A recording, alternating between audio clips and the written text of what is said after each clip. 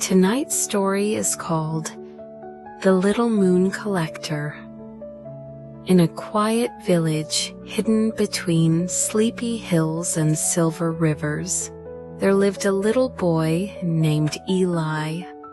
Every night, while the rest of the village closed their windows and drifted into dreams, Eli stayed awake, not because he was afraid of the dark, but because he loved the moon. He believed the moon dropped tiny pieces of magic across the world while everyone slept, and every night he went searching for them. Eli carried a small glass jar in his pocket.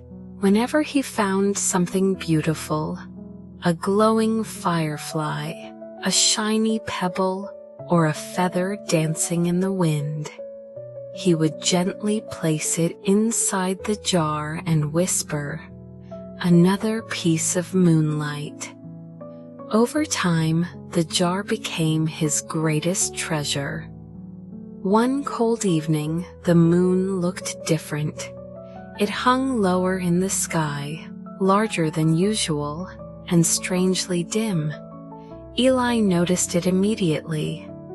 "The moon looks sad tonight," he whispered.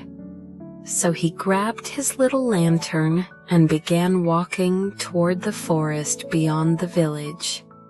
The trees swayed softly, as if they were whispering secrets to each other. And deep inside the woods, Eli found something impossible.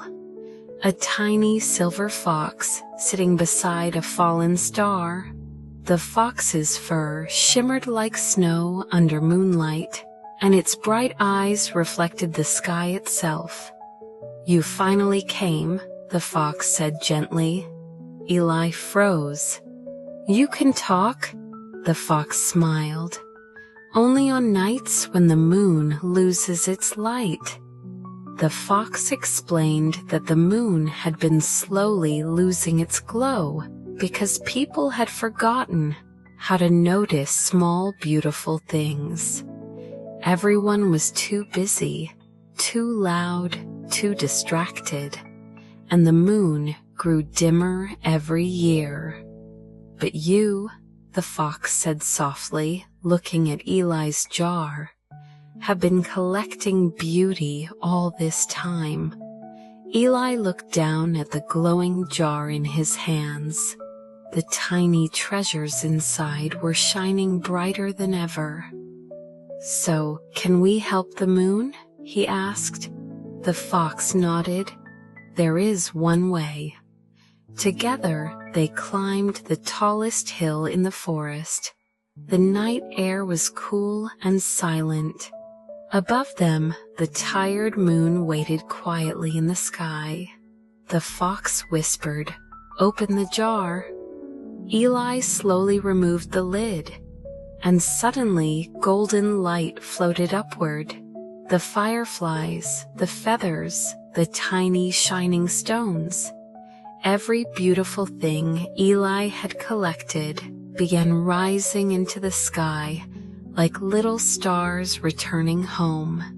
The moon glowed brighter and brighter until the entire world was covered in soft silver light again. The rivers sparkled, the trees shimmered, and somewhere far away, sleepy flowers quietly bloomed in the night. Eli smiled, but then he noticed something. The jar was empty. He looked sad for a moment. "That was all my magic," he whispered. The silver fox gently touched the jar with its tail. "No," it said softly. "Magic shared is never lost."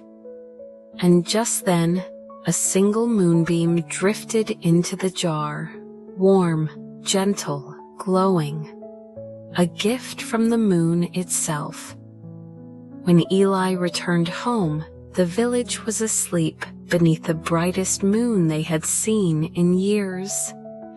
And from that night on, people began noticing little beautiful things again. The sound of rain on windows, the warmth of tea on cold mornings, the colors of sunsets, the quiet comfort of being together. And every night before bed, Eli would look at the moon outside his window and smile, because he knew something the world had forgotten. Magic was never far away. You just had to slow down enough to see it. And now, it's time to close your eyes, get cozy under your blanket, and let the moon watch over your dreams tonight. Good night.